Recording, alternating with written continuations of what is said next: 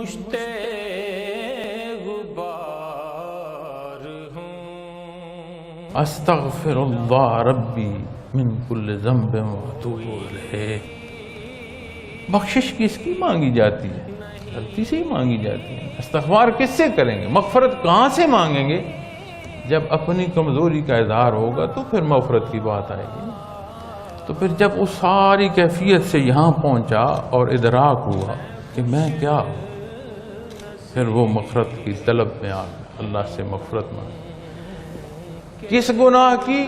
جو دانستہ کر گیا یا جو نادانستہ غلطیاں ہو گئی۔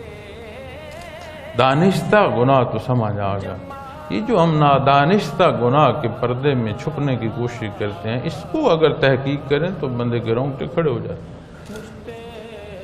بالکل اسی طرح جیسے گناہ صغیرہ، علماء کرام نے گناہ کبیرہ اور گناہ صغیرہ کی جو تحقیق کی ہے وہ اس لیے کہ بندہ خیال رکھے کہ ایسے عمومی زندگی کے بحر میں چلتے چلتے یہ خیال ہی نہ رکھے کہ کہاں کتنا تجاوز کر گئے ہوں۔ اس سے مراد یہ نہیں تھی کہ کبیرہ سے بچو اور صغیرہ اختیار کی رکھو، اس تحقیق سے مراد یہ نہ تھی۔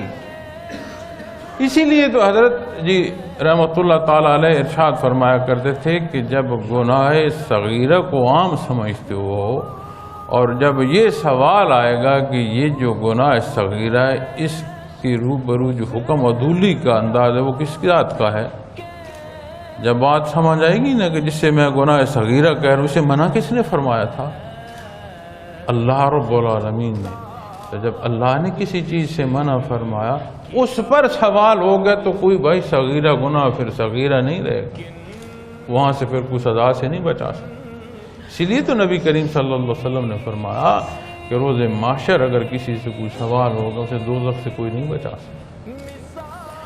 تو اسی طرح جب ہم کہتے ہیں نا اس پردے میں چھپتے ہیں کہ نادانستہ طور پر غلطی ہوگی، نادانستہ غلطی تب ہوتی ہے جب غفلت غالب ہو۔